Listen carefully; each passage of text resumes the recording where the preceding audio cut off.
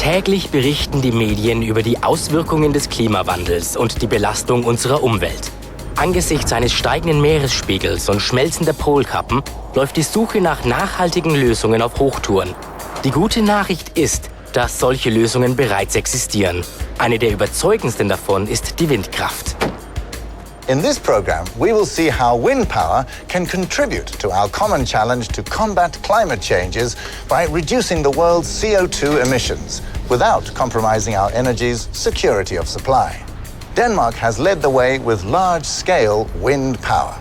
We will see how this achievement has been accomplished and how Denmark plans to proceed even further on a larger scale, exploiting the enormous power of nature to create CO2-free electricity to consumers wherever they are and whenever they need it.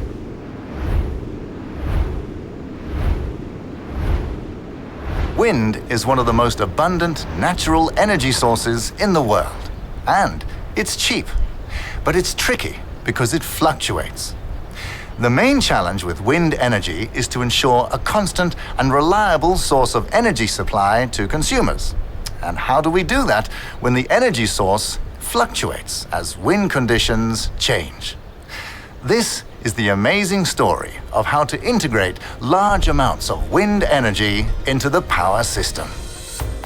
Die EU hat sich das Ziel gesetzt, bis zum Jahr 2020 20% des gesamten Energiebedarfs aus erneuerbarer Energie zu bestreiten.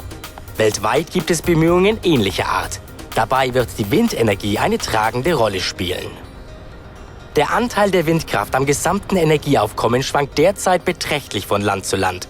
Mit einem Anteil von 20% ist Dänemark weltweit führend beim Einsatz von Windenergie. Wir haben uns beim dänischen Übertragungsnetzbetreiber umgesehen, um zu erfahren, wie die 20% Windenergie dort in das Stromnetz eingespeist wird. In 1980, all the electricity in Denmark was generated by 16 power stations.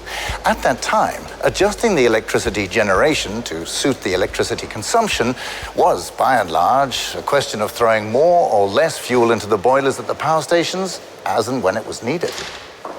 Today, the situation is different. The power stations still generate a substantial proportion of the energy. However, a fertile undergrowth of energy producers has emerged. Small local cogeneration plants, solar heating systems, and last but not least, approximately 5,500 wind turbines. The task of integrating all the electricity generated by the numerous producers is managed here at the national grid, the transmission system operator in Denmark. Eine Windkraftanlage an das Stromnetz anzuschließen ist nicht schwer. Problematischer ist es, wenn Tausende von Windturbinen angeschlossen werden, um einen Großteil des Bedarfs durch Windstrom zu decken. Denn wohin mit dem überschüssigen Strom, der produziert wird, wenn der Wind zu stark ist? Und woher Strom nehmen, wenn Flaute herrscht? Trotz des beträchtlichen Anteils von 20% Windstrom am dänischen Gesamtverbrauch muss der Hauptteil des Bedarfs noch immer aus herkömmlichen Quellen gedeckt werden. Dazu besitzt Dänemark einige der wirtschaftlichsten Kraftwerke der Welt, die fossile Rohstoffe sowie CO2-neutrale Biomasse verwerten. Veränderliche Windkraft erfordert eine flexible Produktion, worauf konventionelle Kraftwerke nicht ausgelegt sind. Dänische Kraftwerke sind dazu jedoch in der Lage. Wodurch gelingt es den Dänen, Windkraft so erfolgreich in ihr Stromnetz zu integrieren? Der hohe Anteil von 20% Windenergie an der Gesamtenergie wird durch verschiedene Maßnahmen ermöglicht. Nicht zuletzt natürlich eine hohe Anzahl an Windturbinen. Windkraftanlagen werden in Dänemark durch steuerliche Anreize unterstützt und unentgeltlich ans Stromnetz angeschlossen. Gesetze und Planungen sichern der Windenergie im Stromnetz oberste Priorität und ein auf nationaler Ebene ausgearbeiteter Plan identifiziert potenzielle Standorte neuer Windkraftanlagen. Über Dänemarks leistungsfähiges Stromnetz mit Anschluss an die Nachbarländer wird der Strom von den Turbinen an den Verbraucher geliefert. Dänemark ist Teil eines starken Strommarkts, wo Strom nach dem Gesetz von Angebot und Nachfrage gehandelt wird, was einen gesunden Wettbewerb fördert und faire Preise sichert. Für die Ausgewogenheit zwischen produziertem und tatsächlich benötigtem Strom sorgt ein nationaler Netzbetreiber, der Kraftwerke anweist, die Produktion nach Bedarf herauf- oder herunterzufahren und nötigenfalls die Aus- oder Einfuhr von Strom veranlasst.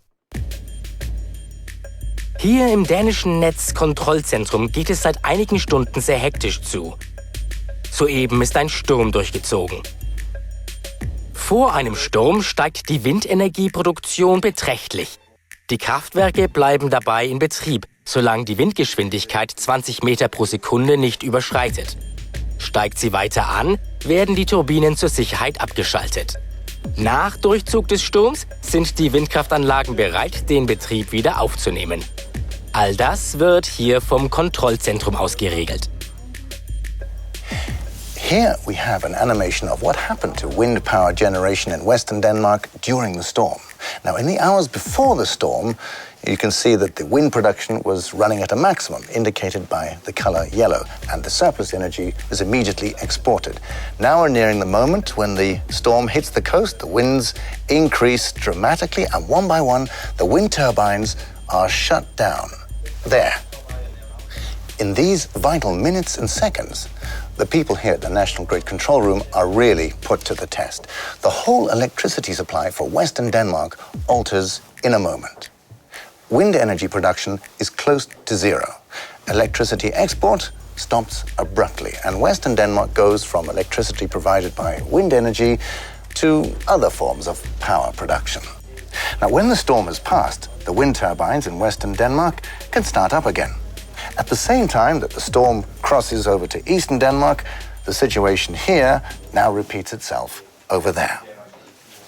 Right now, the people in the control room can catch their breaths. Wind power has been exploited perfectly, producing CO2-free electricity, and the users haven't even noticed it. Trotz der immensen Herausforderungen bei der Integration von Windkraft ins Stromnetz will es Dänemark nicht bei 20% Windenergie belassen. 20% wind power in Denmark is only a partial target. Here we see plans for the future expansion of wind power in Denmark. A share of up to 50% wind power of the total electricity consumption is the target by the year 2020. And how will this happen? Well, that we can see here. In the future, the erection of wind turbines in Denmark will, to a far greater extent, be offshore. The green columns here represent the expansion capacity of the land-based wind turbines, which will level out. The blue columns represent the wind capacity of the offshore wind turbines, which by the year 2020 will account for approximately 1/3 of the total wind capacity in Denmark. Doch wie wird Dänemark angesichts der bereits schwierigen Integration von nur knapp einem Viertel Windenergie den Anteil auf die Hälfte erhöhen können? Schauen wir nach Kopenhagen, um die Antwort zu finden.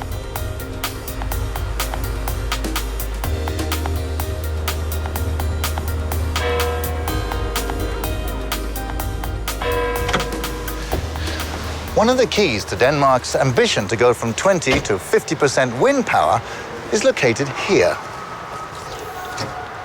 A charger for electric batteries. Thousands of electric cars, together with heat pumps for heating, will draw on a large proportion of the energy generated by the new wind turbines, thus reducing the CO2 emissions in the transport and heating sectors. Furthermore, electric cars do not only come in the size of this one here. Many of the big car manufacturers already have electric car models in more conventional sizes ready to be launched onto the market.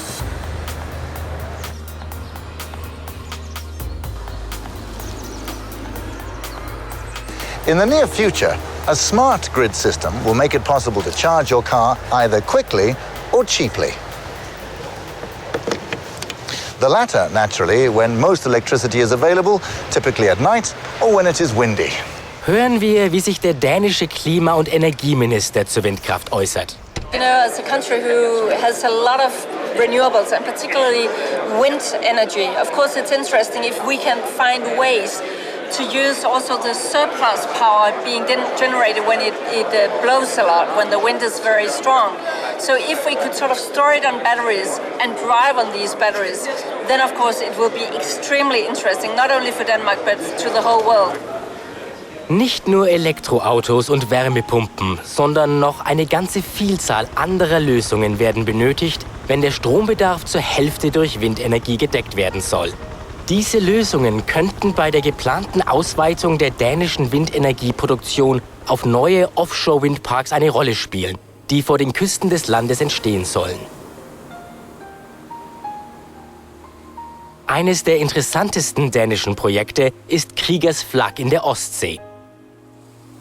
Dort haben Dänemark, Deutschland und Schweden eine Reihe von Offshore-Windparks geplant, die nicht nur die Einspeisung des von den Turbinen produzierten Stroms in die eigenen Netze, sondern, da die Windparks miteinander vernetzt sind, auch den Austausch des Stroms unter den 3 Ländern ermöglichen werden. Damit könnte das erste Offshore-Mini-Supernetz entstehen, das als Vorbild für weitere ähnliche Netze in der Nordsee und im Mittelmeer dienen könnte. Dieses stark international ausgerichtete Projekt wird daher auch durch die EU gefördert. Well, my electric car has been recharged here in Copenhagen. It's time to move on. For many, the Danish Windcase will seem like a distant dream of the future. But climate changes mean that we must find sustainable solutions for the energy we use. Wind power is one of many possibilities, but more than any other renewable energy, the prospect of wind power reducing the world's CO2 emissions by 10 billion tons by the year 2020 is not a distant dream. As we've seen from the example from Denmark, there are sustainable solutions for integrating wind power into an electricity grid. So, when we talk about energy, the future is green. And in Denmark, the future has already begun.